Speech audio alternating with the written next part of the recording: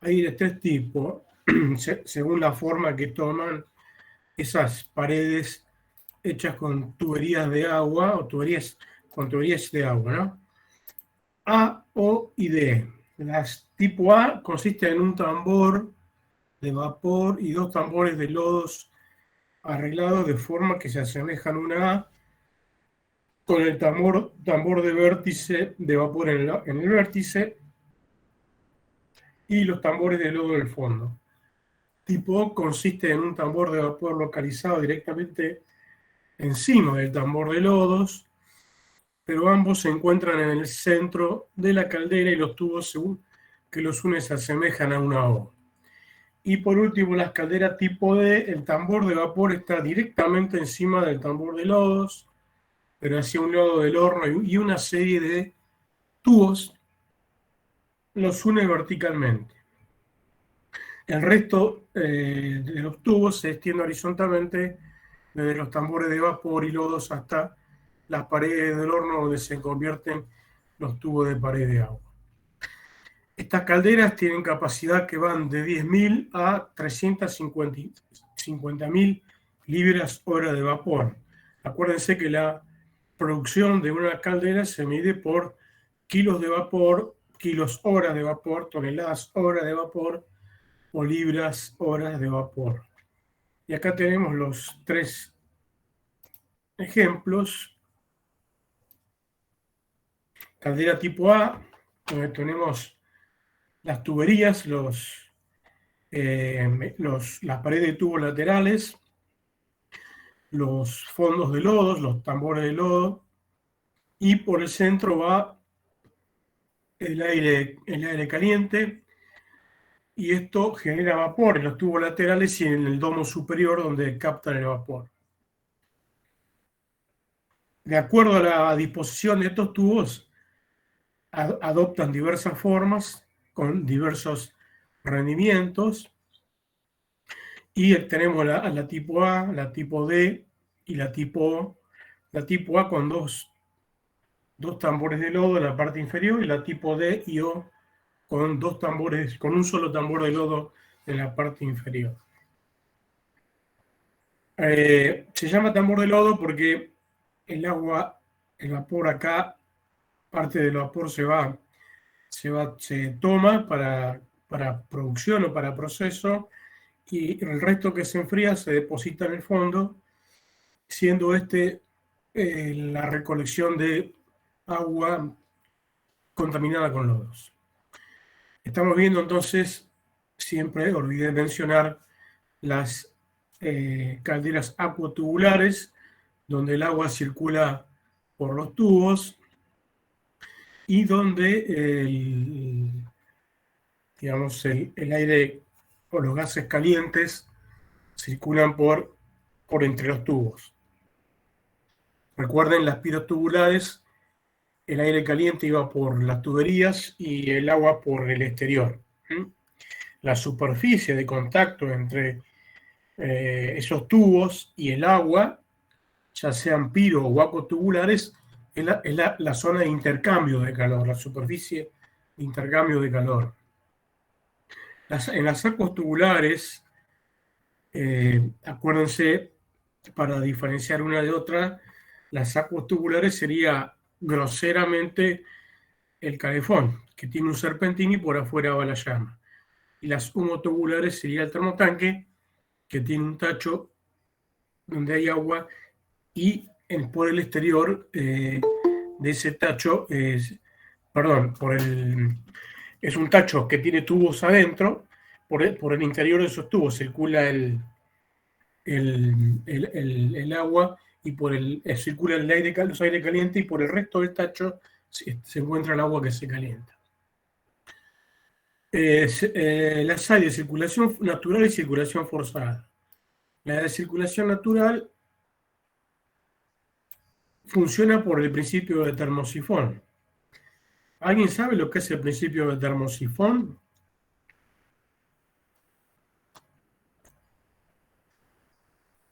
Bueno, está acá abajo.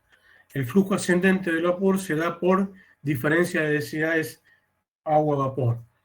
El agua el vapor es más caliente que el agua, asciende, se dilata, ocupa menos, una unidad de volumen tiene menor cantidad de moléculas, es más liviano, se dilata y asciende. En cambio, el agua, que es un poco más fría, desciende. Es decir, ese es el proceso de termosifón, como si fuera una corriente convectiva de aire.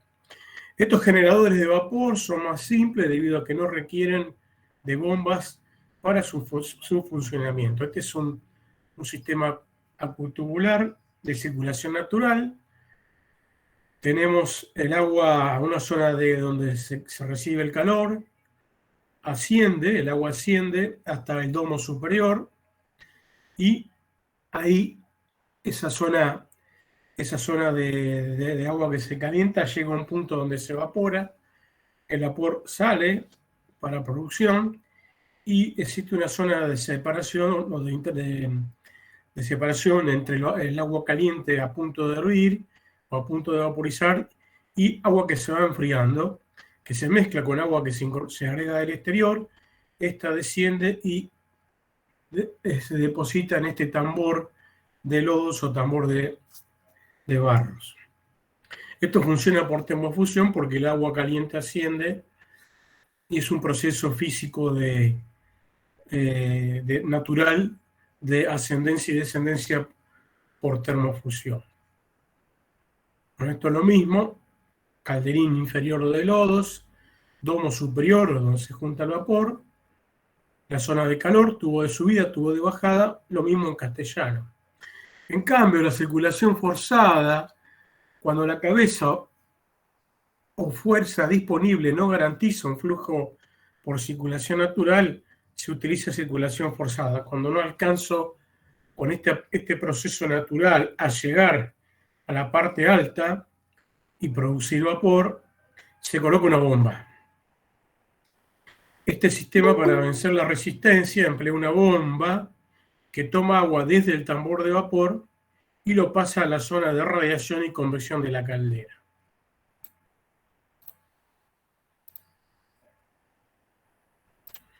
Entonces,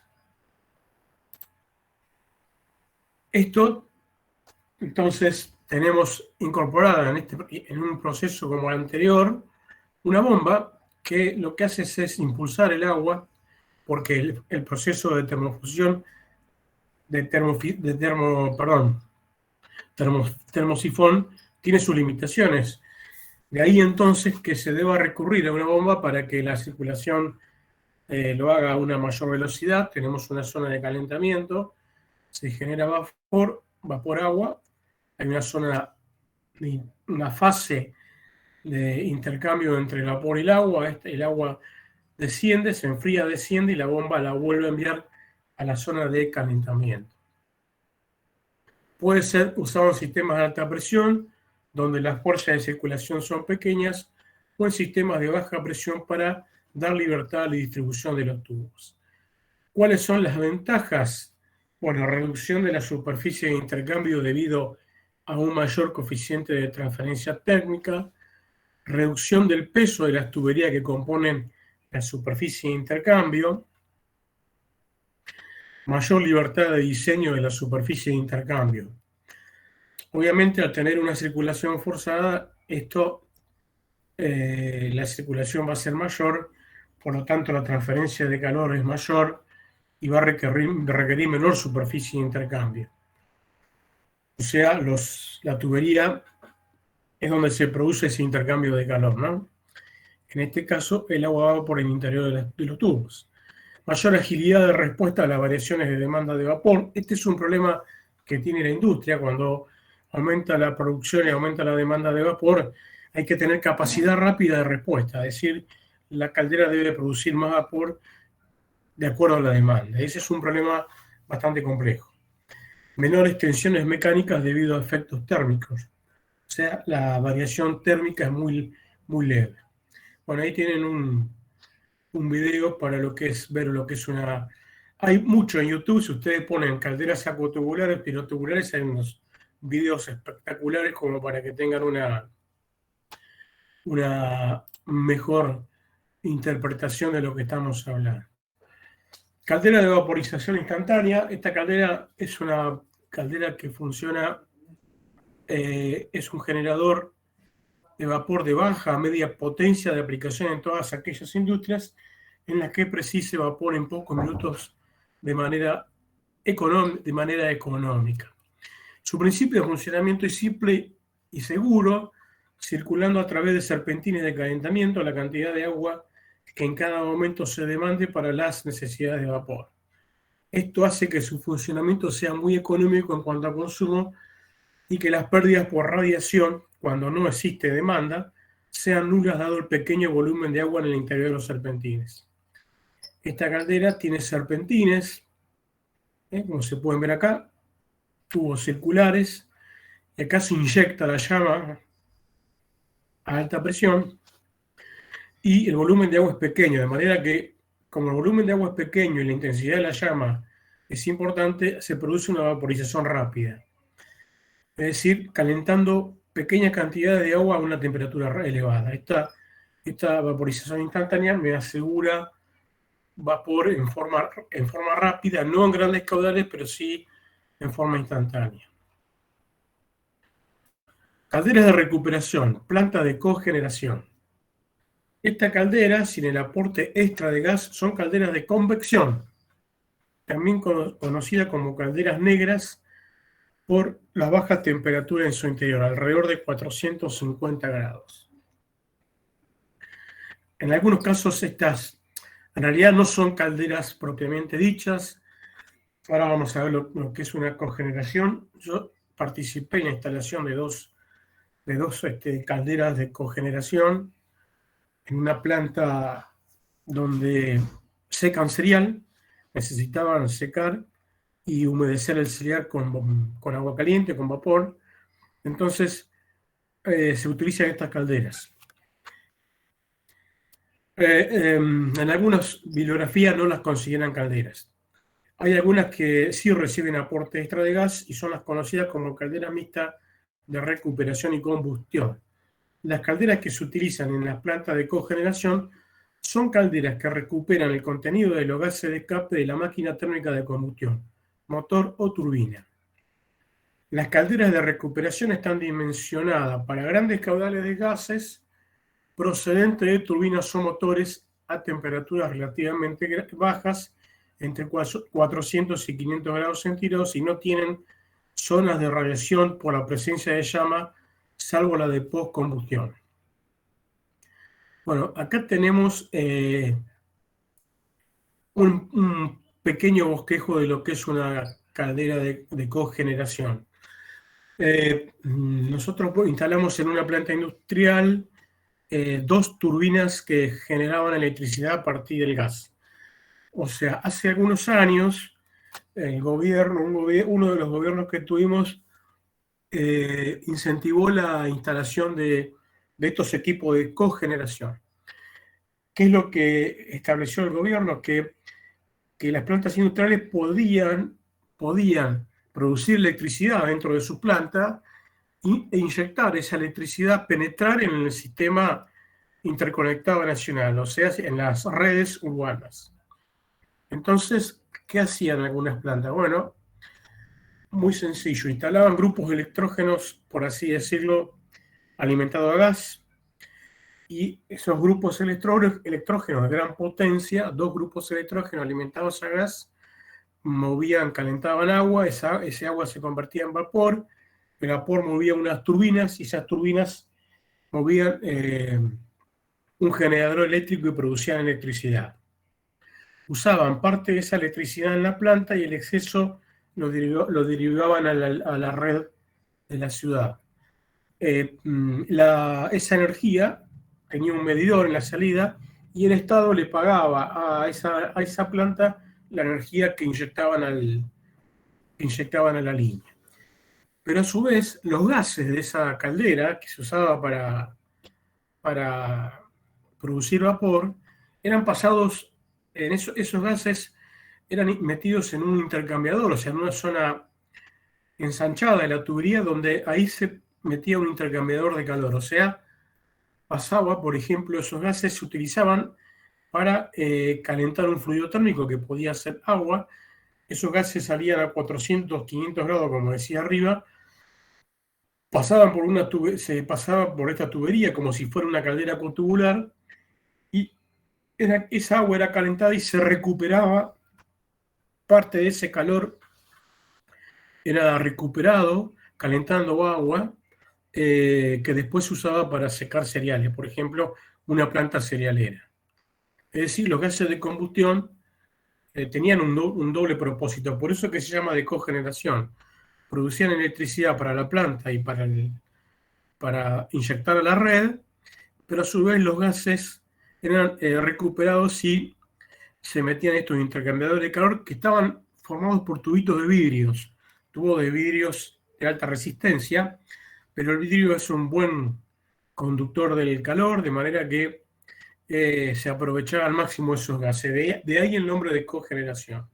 Fíjense, no hay llama, acá no hay una zona de llama, sino lo que se hace es se aprovechan los gases que tiraba el equipo térmico, en este caso una turbina alimentada a vapor.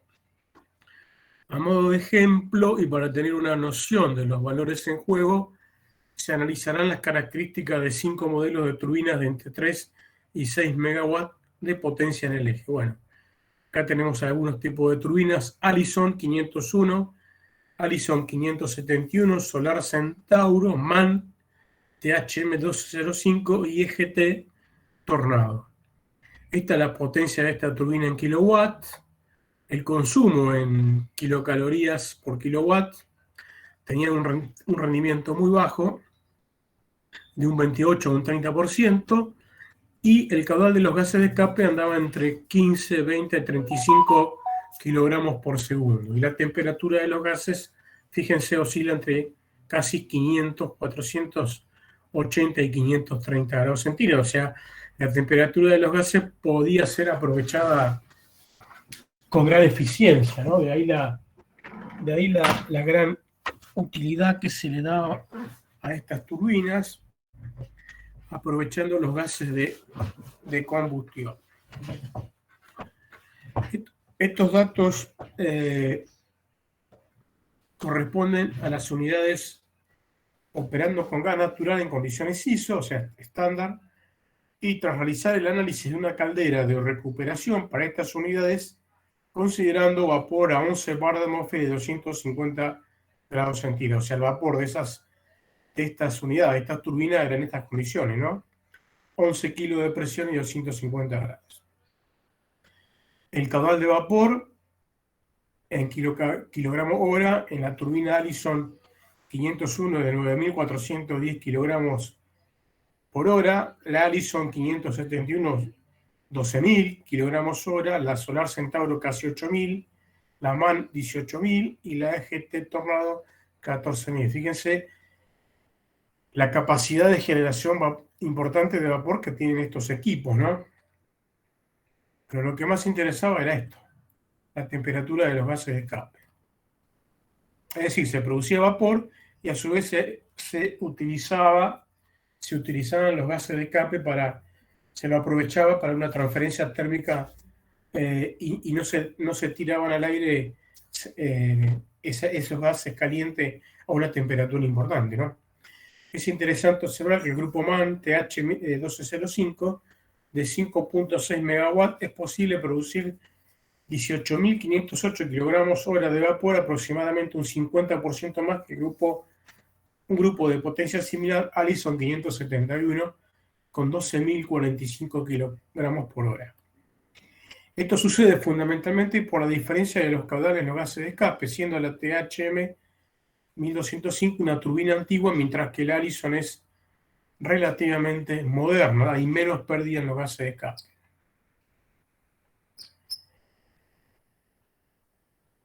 Fíjense, la MAN tiene 498 y la Allison 332 grados centígrados.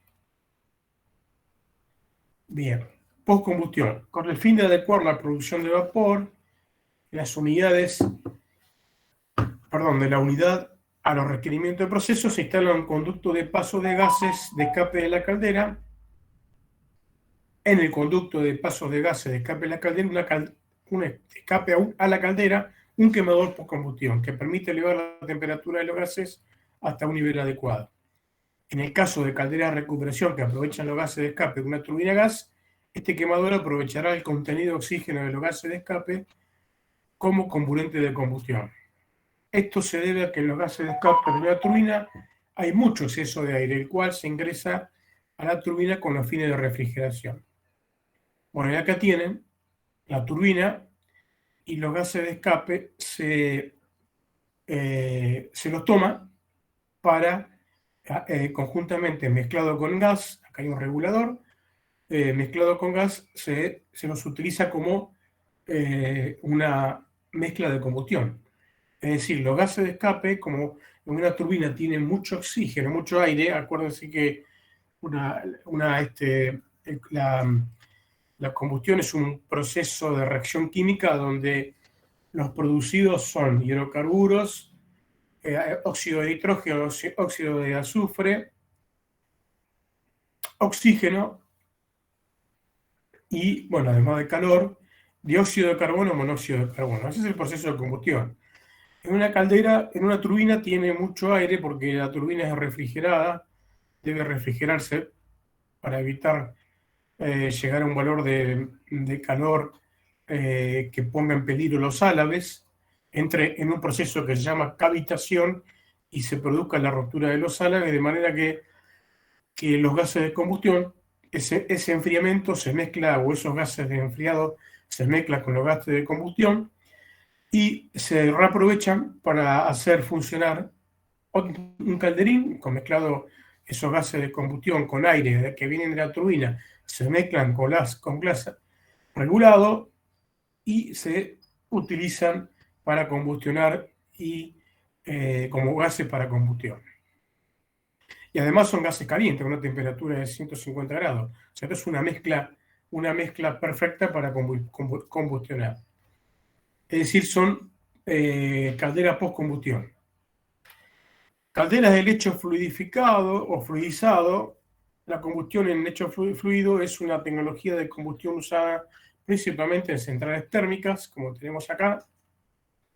En estas calderas, esta tecnología permite una mayor flexibilidad en el uso de combustibles como el carbón, biomasa, basura, etc., además de un mayor aprovechamiento del combustible y una mejor transferencia del calor producido durante la combustión. Un lecho fluido está formado por el combustible en pedazos y en la mayoría de los casos el lecho propiamente dicho, ceniza, piedra caliza y material adicional.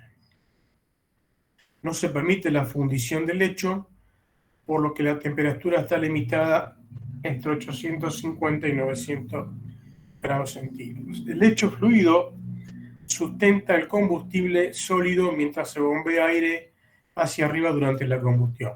Es decir, acá tenemos la alimentación, en este caso de carbón, también se usan otro tipo de combustibles, la cáscara de girasol, o sea, cáscara de maní, ese combustible se usa, ese material sólido se usa como combustible, se produce el ingreso de aire caliente, la llama, la zona de quemado, distribución de aire, la zona de quemado, y esto produce vapor. Obviamente que va a haber un residuo sólido que se va a atrapar en un ciclón, y acá se va a producir la zona de sobrecalentado, la zona de transferencia de calor.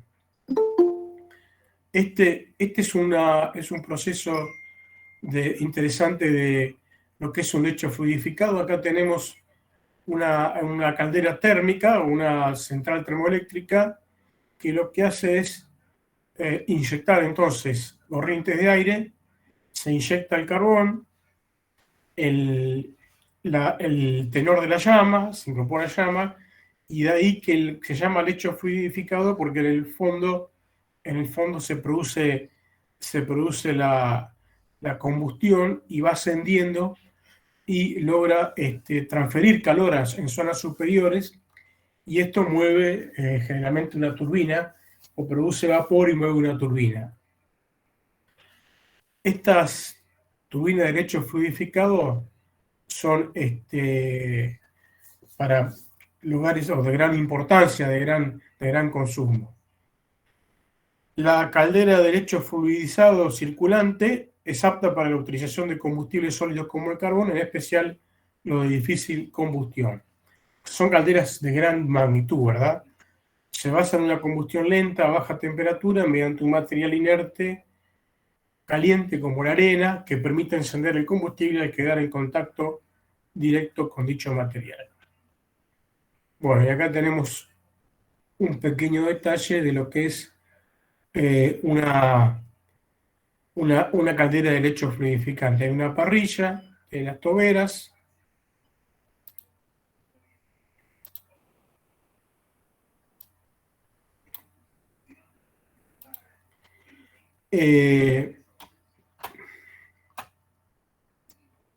Entonces el combustible, hay uno que está esperando.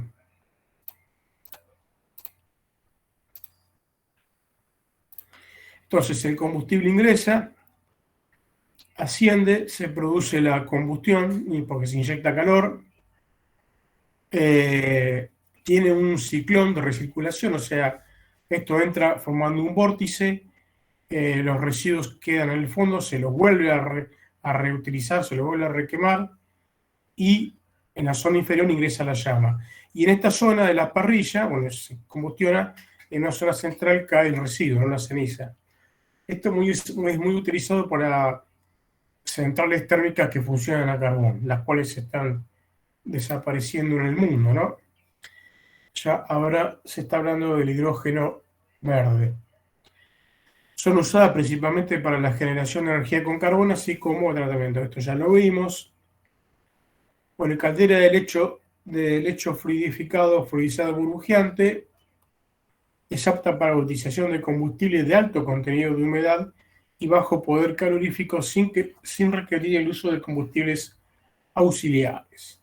Las calderas de lecho fluidizado burbujeante son especialmente adecuadas para quemar varios tipos de desechos industriales y domiciliarios. En la caldera de lecho fluidizado burbujeante no se circula material inerte con el combustible como se hace en una caldera de lecho fluidizado circulante. Estas calderas permiten la quema de combustibles con alto contenido de sustancias contaminantes inertes, como ejemplo piedra, hierro, etc. Vamos a aclarar que en varios países del mundo, estas calderas se inyecta aire, oxígeno, vapor, por eso que se llama burbujeante. Tiene una zona de combustión, o sea, se va inyectando combustible. Acá combustionan basura, combustionan todo.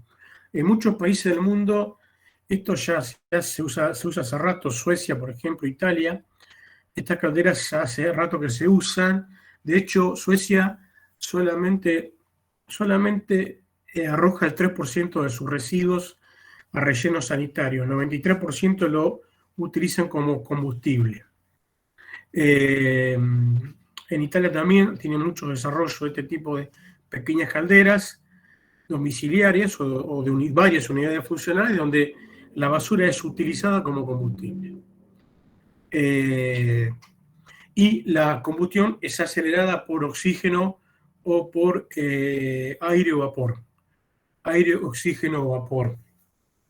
Esto genera una mejor combustión y por eso que se llama burbujeante, porque el combustible, en este caso la basura o el carbón, es sobrecalentado y permite que la combustión con el ingreso del gas sea lo más perfectamente posible, ¿no? Sea la más estequiométricamente posible. Bueno, uso de caliza en las calderas de lecho fluidizado con carbón. El dióxido de azufre formado durante el proceso de combustión debe ser extraído para cumplir los límites adecuados de emisiones al medio ambiente. El agente que ayuda a extraer estos compuestos de azufre es la piedra caliza. Uno de los resultados de la combustión, generalmente en el carbón, es el dióxido de azufre. El dióxido de azufre, cuando sale al exterior, en una chimenea, con la humedad del ambiente forma ácido sulfídrico o ácido sulfuroso, sobre todo el sulfídrico. Ese ácido es totalmente contaminante, mancha las paredes, hace que es irrespirable, en ciertas concentraciones es irrespirable, de manera que las normativas o las regulaciones establecen límites en la emisión de CO2. Por lo tanto, se ha comprobado que la incorporación de la piedra caliza, carbonato de calcio, conocido como calcita, puede reducir notablemente la formación de este óxido de azufre que es contaminante al medio ambiente. El tema es que esta caliza, el carbonato de calcio, presenta trazas de magnesita, o sea, de magnesio y otros carbonatos. Esto generalmente se deposita en las cenizas que tienen que ser tratadas. Y ya finalmente hablamos de calderas supercríticas. Es un tipo de caldera particular, acuatubular, usada casi con exclusividad en centrales térmicas, en la cual el vapor se genera a una presión superior a 225 bar y a una temperatura superior a 374 grados centígrados, o sea, punto crítico del ciclo de Rankine. Estas calderas térmicas, centrales térmicas, en el sur hay muchas, pero se están abandonando. Las están abandonando porque los inversores están en manos privadas, muchas de estas, se están pasando a la energía eólica, dado la gran variabilidad del costo del gas. Entonces, pero hasta no hace mucho se utilizaban estas calderas supercríticas con una presión de 220 kilos, una presión enorme, y 374 grados de temperatura. La naturaleza del cambio de fase que se da en condiciones supercríticas hace que, en vez de utilizar calderas con calderón, o sea, domos, como en las calderas subcríticas, aquí se emplean calderas de circulación forzada en un solo paso.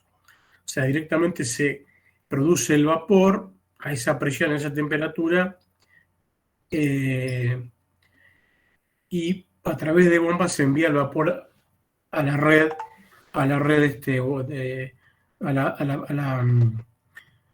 interna de la empresa, de la fábrica, para producción o para consumo. Vamos a aclarar un tema físico acá, ¿no? O sea, yo puedo hacer hervir agua por temperatura, ¿y por qué más puedo hacer hervir el agua? Pregunto.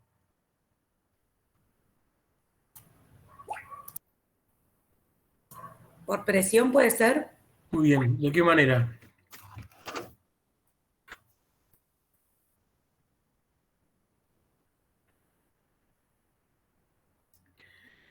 Yo puedo hacer hervir agua por presión y por temperatura y por presión, como dijo la alumna. Yo puedo aumentar la presión a un punto tal que con muy poca temperatura el agua cambie de estado.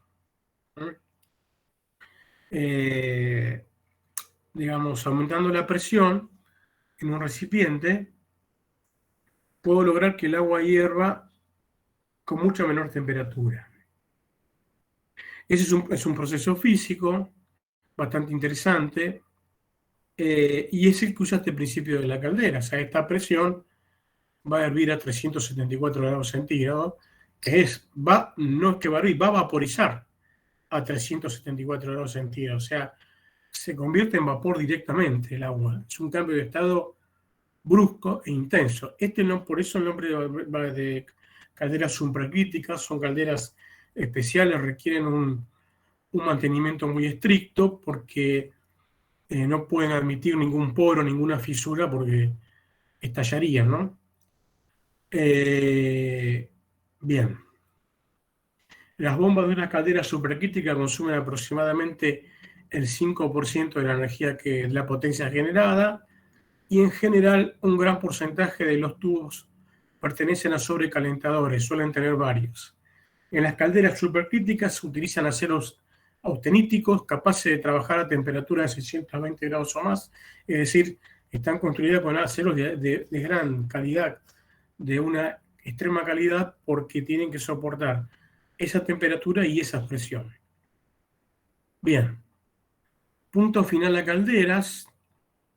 Esto es todo lo que tenía para darles de calderas, que por supuesto lo tomo en el final. Y voy a ver si les puedo mostrar esto que está acá. Esto que está acá.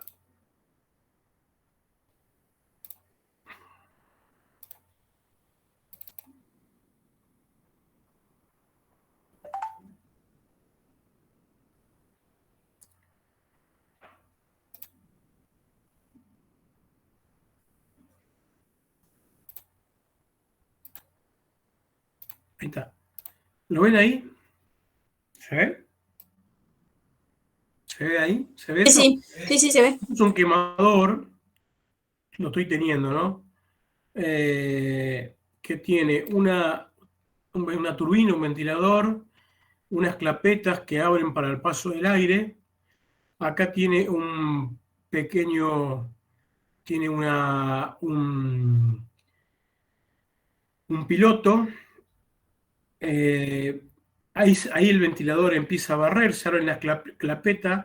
Antes de encender el quemador y antes de encender el piloto, este ventilador barre todo el hogar, barre todo por si ahí quedó gas acumulado o quedaron gases acumulados. Entonces, acá hay un presóstato que mide esta presión, es decir, cuando esto circula, lo voy a poner más atrás, cuando esto circula, ahí está cerrada la clapeta, ¿no? Acá, cuando esto se empieza a abrir, ahí se abren las clapetas, ahí se ve, y acá el presóstato se puso en encendido, está midiendo la presión que genera este ventilador. Si el presóstato, que es un equipo que determina presión, no está tomando presión, es porque el ventilador no anda. Automáticamente le manda una señal al tablero de control y para el proceso, detiene el proceso de encendido. Así, este es el proceso de encendido del quemador. Este es un quemador común, monobloc, bastante completito, donde se puede poner y mostrar cómo funciona básicamente un quemador. Lo vuelvo para atrás, ponemos en funcionamiento la turbina, el ventilador o la turbinita, las clapetas que cierran el paso se abren, el presóstato está midiendo la presión, porque esto genera una presión, manda una señal al tablero, está todo ok. Todo ok, el sistema de control, el tablero, comienza a mandar chispa a una bujía que hay acá y primero produce un barrido, ¿no?, de unos 30 segundos de toda la zona interior. Acá se abre el paso de gas, se enciende el piloto, acá se cerró el paso de gas principal, pero se abrieron estas dos válvulas alimentan el piloto, se enciende el piloto y pasado, acá hay presión, aumenta la presión, pasado unos segundos se encienden estas dos válvulas que son a solenoide, se cierran estas y acá pasa gas y el quemador comienza a trabajar a plena potencia. Es decir, tenemos acá un trabajo de doble tubería, una de piloto que tiene válvula de bloqueo, dos válvulas solenoides, estas válvulas solenoide trabajan controladas por una señal eléctrica, que son válvulas eléctricas que se activan, tienen una bobina, la bobina recibe una corriente de un tablero eléctrico, corriente continua, levantan a través de un campo magnético la válvula, o sea, un bloqueador de paso que está tapando la cañería y dejan pasar el gas para que se encienda el piloto. Lo mismo con estas dos que son importantes, que son las de alimentación del calentador. Primero enciende entonces la turbina, funciona, las clapetas están cerradas, los deflectores se abren, el presóstato mide, manda una señal al sistema de control, el control ¿qué hace? Habilita las dos válvulas estas pequeñas del piloto, habilita la válvula del piloto porque está detectando presión de aire, está todo bien. Acá el manómetro marca 0, se está produciendo el barrido, se empieza a cerrar un poquito, se empieza a cerrar las clapetas, pasa menos aire, se abren las solenoides, acá pasa algo, fíjense cómo aumentó la presión, pasa gas, chispea y se enciende el piloto. Enciende el piloto, una vez que encendió el piloto, se activa una señal que alimenta estas dos válvulas solenoides, los dos manómetros marcan presión, hay un manómetro en la entrada, aguas arriba y aguas abajo, de la solenoide, y esta dejan pasar gas regulado, con una mariposa que regula el paso de gas, ahí vemos el proceso de vuelta, y el quemador ya trabaja a máxima potencia. Fíjense cómo funcionan los manómetros, cuando abren estas dos válvulas, este manómetro, cuando abren estas dos válvulas, acá tengo gas, fíjense que este manómetro marca gas, hasta acá hay gas, pero esta válvula está cerrada. Por lo tanto, este manómetro marca carga y este marca cero. Acá también marca cero porque no recibió todavía la orden de abrir, la orden del tablero de control. Esta es una válvula de bloqueo que está abierta, como esta que está acá. Cuando se activan estas dos válvulas pequeñas, acá marca presión, ahí está marcando presión, pasa el piloto y pasado un tiempo se enciende el piloto y vamos a ver cómo se encienden estas dos, y acá vemos este manómetro que marca lo mismo que esto. ¿Por qué? Porque deja pasar gas y esto marca la misma presión que esto, está pasando gas y acá se abre la mariposa, estaba cerrada, ahora se va cerrando despacito porque regula, ahí se apagó. Las dos válvulas estaban en rojo y la mariposa abierta. Y cuando se apaga, se cierra en el proceso de apagado, se cierra esta mariposa que dejaba pasar gas, se cierra, no pasa gas, y esto se bloquea, automáticamente se bloquea, porque el sensor, el que está midiendo la apertura de estas válvulas, detecta que no hay gas, al no haber gas, esto se cierra. Es decir, esto está controlado por un cerebro electrónico, hay mini componentes electrónicos que miden, fíjense cómo va, una vez que abre estas dos válvulas, este manómetro aumenta y esto está abierto, ¿ok? Está abierto para que pase el gas. Se enciende a pleno, ¿no? Ahí se enciende a pleno, ahí esto está cerrado, se enciende primero el piloto, ahí se enciende el piloto. Pasado un tiempo, acá tengo gas, pero acá no, ahí se abrieron las válvulas, pasa el gas y se enciende todo el quemador. Se enciende todo el quemador. La mariposa está plenamente abierta y cuando se apaga, se cierra esto, se cierra esta mariposa, el sistema detecta que no hay gas y esto se apaga. Así funciona un quemador industrial, un quemador de uso industrial. Son conocidos como quemador monobloc, porque es un quemador que está en un solo bloque, tiene el sistema de control de válvulas, ya tiene presostato, ventilador, piloto, inyección de aire, inyección de gas, y eso va acoplado a una tubería que tiene válvulas solenoides. Dos válvulas solenoides, por seguridad, tanto para el piloto como para el quemador. Bueno, yo doy por terminada la teoría en esta clase. No tengo más para dar. Así que, veremos la semana que viene si van a usar las horas para seguir con prácticos. Por ahí, si consideramos que hay un tema más para dar, les aviso por la